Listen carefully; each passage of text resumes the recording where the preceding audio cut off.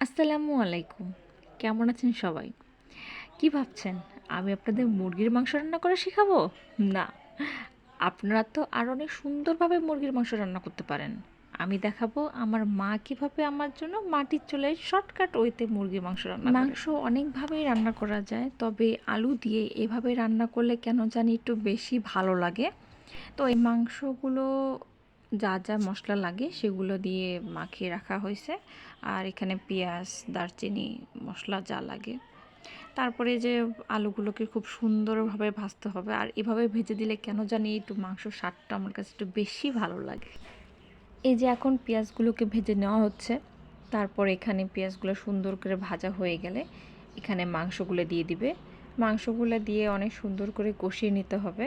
তারপরে আলু, তারপরে হচ্ছে পানি, এগুলো দিয়ে সুন্দর করে বলক চলে আসলে মাংসটা হয়ে যাবে।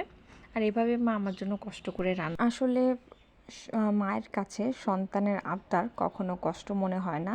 যত সময় থাকুক বা ব্যস্ততা থাকুক, তার ভিতরে একটু মা সন্তানকে সুন্দর করে রান্না করে খাওয়াবে, এটাই মায়েরা করে।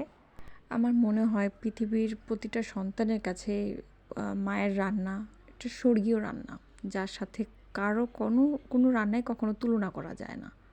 আমি যখন বাহিরে থাকি তখন মায়ের হাতের রান্না খুব ভীষণভাবে মিস করি, যে কখন বাসায় যাব, কখন রান্না খাবো।